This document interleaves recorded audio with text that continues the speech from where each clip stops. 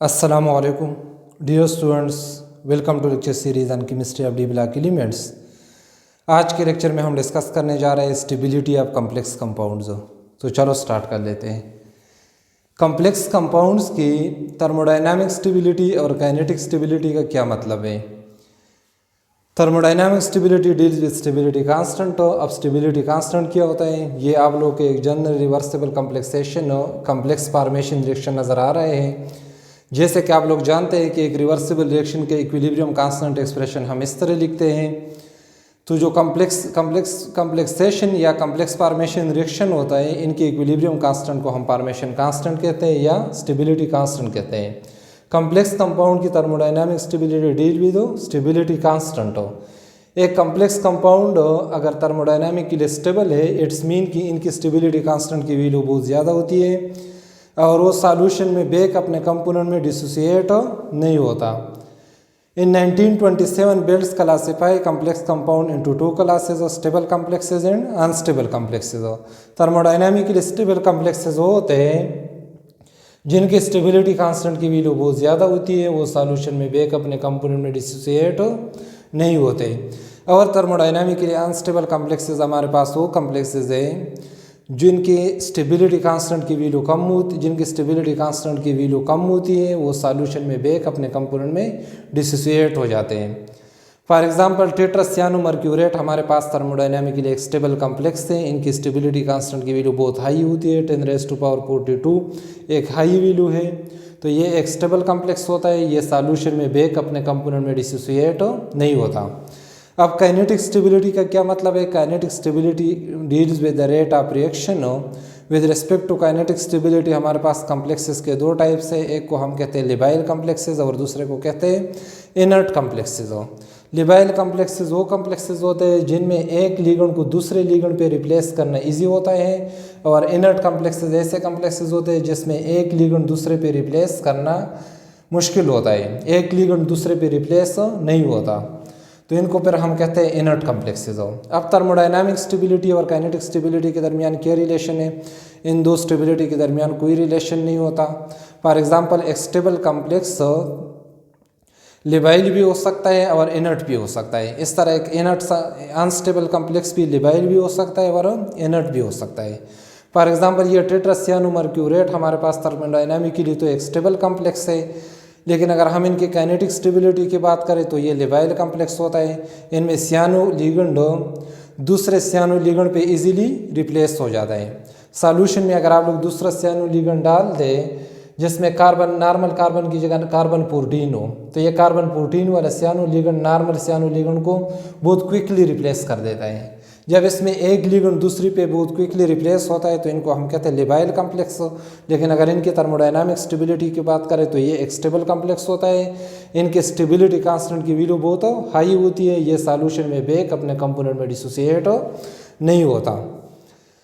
अब आते हैं factor affecting the stability of metal complexes. ऐसे कौन से फैक्टर्स है जो मेटल कम्प्लेक्स की थर्मोडायनामिक स्टेबिलिटी को इफेक्ट करता है? तो इनमें कुछ मेटल्स के कैरेक्टरिस्टिक भी आते हैं, मेटल के प्रॉपर्टीज़ और कुछ लिगेंड के properties which effect stability thermodynamic stability of complex compounds. पहले हम मेटल की कैरेक्टरिस्टिक डिस्कस करेंगे which effect stability of complexes, और फिर इसके बाद हम लिगेंड के कुछ कैरेक्टरिस्टिक डिस्कस करेंगे which effect stability of complex compound. Metal के कौन कौन से कैरेक्टरिस्टिक्स है? सबसे पहले size of the central metal ion. Central metal atom के साइज स्टेबिलिटी और सेंट्रल मेटल एटम के साइज का इन्वर्स रिलेशन होता है। जो सेंट्रल मेटल आयन होता है, सेंट्रल मेटल एटम होता है, इनका स्टेबिलिटी का और इनका इन्वर्स रिलेशन होता है। फॉर एग्जांपल ये बोर्ड पे आप लोग को तीन सेंट्रल मेटल एटम के एग्जांपल नज़र आ रहे हैं, तीनों का डिफरेंट साइज है। ये वाला सबसे स्मॉलेस्ट साइज वाला है, ये इससे ज़्यादा साइज वाला है और ये लार्जेस्ट साइज वाला है। ये अगर तीनों सेम ऑक्सीडेशन स्टेट में हो और इनका सेम लिगेंड के साथ कम्प्लेक्स की स्टेबिलिटी को कंपेयर करें तो स्कैंडियम कम्प्लेक्सेस मोर स्टेबल होते हैं as compare to yttrium complexes, और आइट्रियम कम्प्लेक्सेस मोर स्टेबल होते हैं देन लेंथिनम कम्प्लेक्सेस। तो स्कैंडियम कम्प्लेक्सेस सबसे ज़्यादा स्टेबल क्यों हैं? Due to small size. इसी तरह कॉपर भी +2 ऑक्सीडेशन स्टेट में, जिंक भी +2 ऑक्सीडेशन स्टेट में, ये दोनों सेम ऑक्सीडेशन स्टेट में हो और सेम लिगेंड के साथ इनकी स्टेबिलिटी को अगर कंपेयर करें तो कॉपर कॉम्प्लेक्सेस मोर स्टेबल होते हैं than zinc complexes because of its small size हो। इसी तरह ये भी आप लोगों को कुछ सेंट्रल मेटल आयंस और कुछ केटाइन नज़र आ रहे हैं। इनके कॉम्प्लेक्सेस की स्टेबिलिटी को अगर हमसे ये 4-5 जो मेटल्स है सेंट्रल मेटल आयंस है ये सेम ऑक्सीडेशन स्टेट में है, सेम लिगेंड के साथ अगर हम इनकी स्टेबिलिटी को कंपेयर करें तो कॉपर कॉम्प्लेक्सेस मोर स्टेबल होते हैं एज कंपेयर टू निकल कॉम्प्लेक्सेस। निकल कॉम्प्लेक्सेस मोर स्टेबल होते हैं देन कोबाल्ट कॉम्प्लेक्सेस और कोबाल्ट कॉम्प्लेक्सेस मोर स्टेबल होते हैं देन आयरन कॉम्प्लेक्सेस और आयरन कॉम्प्लेक्सेस मैंगनीज कॉम्प्लेक्सेस है। अब कॉपर कॉम्प्लेक्सेस सबसे ज़्यादा स्टेबल क्यों होते हैं? Due to its small size हो। तो स्टेबिलिटी और साइज का इन्वर्स रिलेशन होगा, जितना केटाइन के सेंट्रल मेटल आयन के साइज स्मॉल हो इतने इनकी कॉम्प्लेक्सेस मोर स्टेबल होती है as compare to those complexes जिनमें सेंट्रल मेटल एटम की साइज ज़्यादा होती है। दूसरा फैक्टर, दूसरा कैरेक्टरिस्टिक या दूसरा प्रॉपर्टी सेंट्रल मेटल एटम की है charge on the central metal atom हो। जितना सेंट्रल मेटल एटम में चार्ज ज़्यादा होता है, जितना हाई ऑक्सीडेशन स्टेट में होता है इतने इनकी कॉम्प्लेक्सेस मोर स्टेबल होती है। फॉर एग्जांपल कोबाल्ट की अगर हम कॉम्प्लेक्सेस सेम लिगेंड के साथ 2 डिफरेंट ऑक्सीडेशन स्टेट में कंपेयर करें तो ऐसे कॉम्प्लेक्सेस जिनमें कोबाल्ट +3 ऑक्सीडेशन स्टेट में हो मोर स्टेबल होते हैं एज कंपेयर टू दूस कॉम्प्लेक्सेस जिनमें कोबाल्ट +2 ऑक्सीडेशन स्टेट में होता है। इस तरह आयरन की अगर सेम लिगेंड के साथ 2 डिफरेंट ऑक्सीडेशन स्टेट में हम कॉम्प्लेक्सेस की स्टेबिलिटी को कंपेयर करें तो ऐसे कॉम्प्लेक्सेस जिनमें आयरन +3 ऑक्सीडेशन स्टेट में हो वो मोर स्टेबल होती है बनस्पत ऐसे कॉम्प्लेक्सेस की जिनमें आयरन हो +2 ऑक्सीडेशन स्टेट में हो।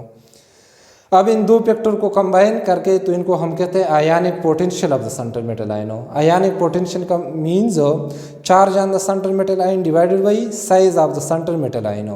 तो स्टेबिलिटी का डायरेक्ट रिलेशन होता है ionic potential of the central metal ion. जितना सेंट्रल मेटल आयन का आयनिक पोटेंशियल ज़्यादा होता है इतने इनकी कॉम्प्लेक्सेस की स्टेबिलिटी ज़्यादा होती है।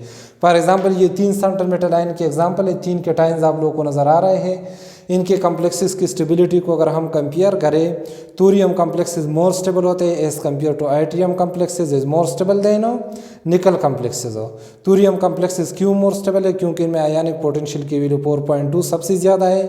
फिर आइट्रियम कॉम्प्लेक्सेस इधर आयनिक पोटेंशियल की वैल्यू 3.22 और फिर निकल कॉम्प्लेक्सेस जिनमें आयनिक पोटेंशियल सबसे कम है 2.97।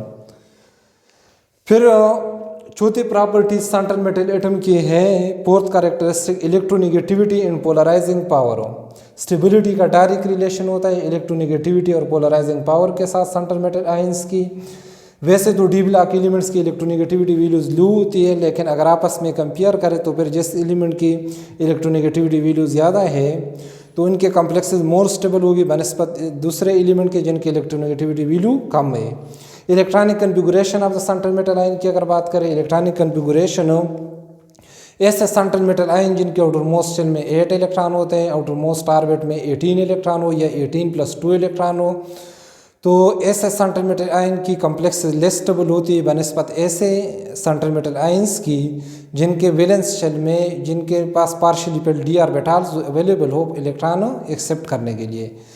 फिर इनमें और भी बहुत सारे फैक्टर्स है कि इनर डी ऑर्बिटल हाइब्रिडाइजेशन में इन्वॉल्व है कि आउटर डी ऑर्बिटल हाइब्रिडाइजेशन में इन्वॉल्व है, क्रिस्टल पीट स्टेबलाइजेशन एनर्जी भी, पियरिंग एनर्जी, ये बहुत सारे कंटेंट्स बहुत सारे टॉपिक्स है जो हम आने वाले लेक्चर में इंशाल्लाह डिटेल में डिस्कस करेंगे। जब हम वीबीटी और सीएफटी पढ़ेंगे आने वाले लेक्चर में तो फिर ये मज़ीद क्लियर हो जाएगी। मजीद सेंट्रल मेटल एटम की प्रॉपर्टीज़, सेंट्रल मेटल एटम को with respect two electron acceptor properties central metal atom की 3 क्लासेस बनाए गए। एक को हम कहते हैं क्लास ए मेटल्स, दूसरे को हम कहते हैं बॉर्डर लाइन मेटल्स और तीसरा है class B metals. Class A metals की कुछ एग्जांपल ये मैंने इधर लिखी हुई है जिसमें alkali metals, alkaline earth, lanthanide, actinides और ये कुछ एलिमेंट्स शामिल है। इस तरह ये कुछ क्लास बी मेटल्स के एग्जांपल नज़र आ रहे हैं और ये आप लोग को बॉर्डर लाइन जो न क्लास ए मेटल्स में शामिल किए गए हैं और न क्लास बी मेटल में शामिल किए गए हैं, तो ये कुछ बॉर्डर लाइन एलिमेंट्स के एग्जांपल नज़र आ रहे हैं। जो क्लास ए मेटल्स होते हैं इनकी कॉम्प्लेक्सेस मोर स्टेबल होती है ऐसे लिगेंड के साथ जिनमें डोनर एटम पीरियोडिक टेबल में पीरियड 2 के साथ बिलोंग करते हो। और पीरियड 2 में डोनर एटम कौन कौन से हो सकते हैं? मेटल तो नहीं हो सकते, लेकिन एक नाइट्रोजन है, ऑक्सीजन है और फ्लोरीन है।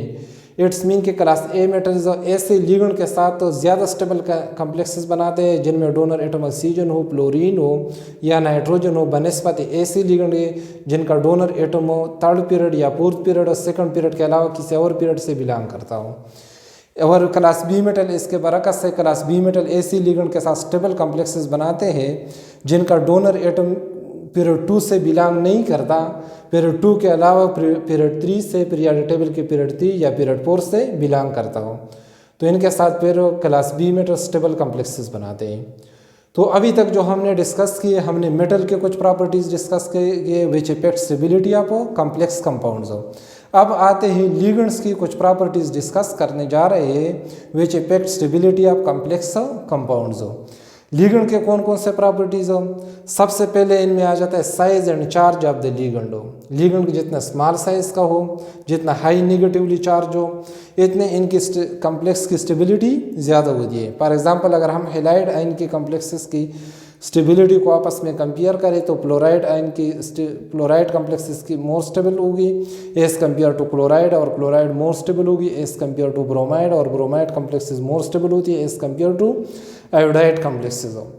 लेकिन अगेन ये जो ट्रेंड है ये क्लास ए मेटल्स के लिए होते हैं, क्लास बी मेटल्स के लिए ट्रेंड फिर अपोजिट होता है। इनमें फ्लोराइड कॉम्प्लेक्सेस लेस स्टेबल होती है as compare to chloride complexes, और क्लोराइड कॉम्प्लेक्सेस लेस स्टेबल होती है देन ब्रोमाइड कॉम्प्लेक्सेस, और ब्रोमाइड कॉम्प्लेक्सेस लेस स्टेबल होती है देन आयोडाइड कॉम्प्लेक्सेस हो।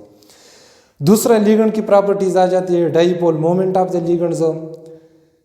परमानेंट डाइपोल मोमेंट की मैग्नीट्यूड जितना, ये हमारे पास न्यूट्रल लिगेंड्स के लिए परमानेंट डाइपोल मोमेंट का मैग्नीट्यूड जितना ज़्यादा होता है इतना इनके कॉम्प्लेक्सेस मोर स्टेबल होती है।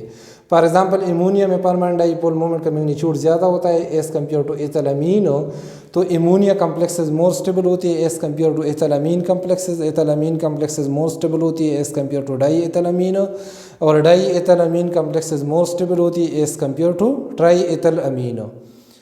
इसी तरह अगर हम बेसिक कैरेक्टर ऑफ लिगेंड्स हो, तीसरा प्रॉपर्टी लिगेंड्स के जो कॉम्प्लेक्स कंपाउंड की स्टेबिलिटी इफेक्ट करता है वो हमारे पास है बेसिक कैरेक्टर ऑफ लिगेंड हो, कि जो लिगेंड है इनका बेसिक कैरेक्टर ज़्यादा है कि कम है, मोर बेसिक है कि लेस बेसिक है, इजीली इलेक्ट्रॉन पेयर डोनेट करेगा कि इलेक्ट्रॉन पेयर हो, तो वो ऐसे लिगेंड्स जो मोर बेसिक होते हैं जो easily electron pair central metal atom को डोनेट करते हैं, इनके कॉम्प्लेक्सेस मोर स्टेबल होती है as compare to less basic ligands हो।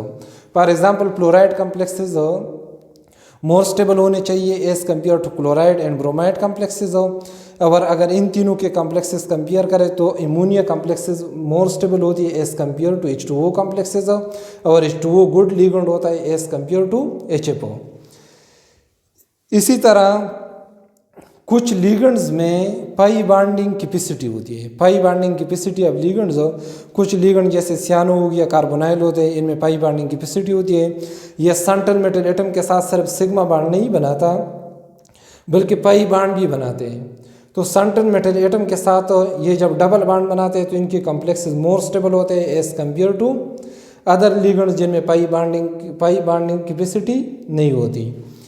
इसी तरह स्टीरिक हिंड्रेंस की बात आ जाती है कि कुछ लिगेंड ऐसे होते हैं जिनमें डोनर एटम के साथ या डायरेक्टली कोई बल्कि ग्रुप अटैच होता है या डोनर एटम की विसिनिटी में कोई बल्कि ग्रुप प्रेजेंट होता है, तो इनके कॉम्प्लेक्सेस लेस स्टेबल होते हैं एज कम्पेयर टू दूस लिगेंड जिनमें डोनर एटम के साथ कोई बल्कि ग्रुप डायरेक्टली लिंक ना हो या डोनर एटम की विसिनिटी में कोई बल्कि ग्रुप मौजूद ना हो, ताकि स्टीरिक स्पेस में ज़्यादा क्राउड ना बने अराउंड द डोनर एटम्स।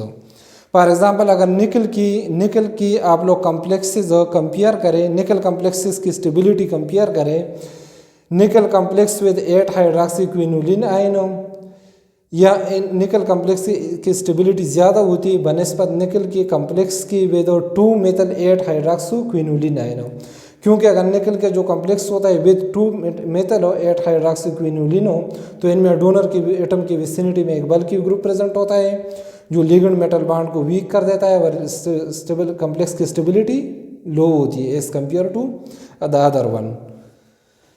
तो आज हमने कॉम्प्लेक्स कंपाउंड की स्टेबिलिटी के हवाले से कुछ पॉइंट डिस्कस कर दिए। इंशाल्लाह आने वाले लेक्चर में मज़ीद कोऑर्डिनेशन केमिस्ट्री के कुछ वेरी इंपॉर्टेंट टॉपिक्स पर डिस्कशन होगा। आज के लिए इतना ही काफ़ी है। अल्लाह हाफ़िज़।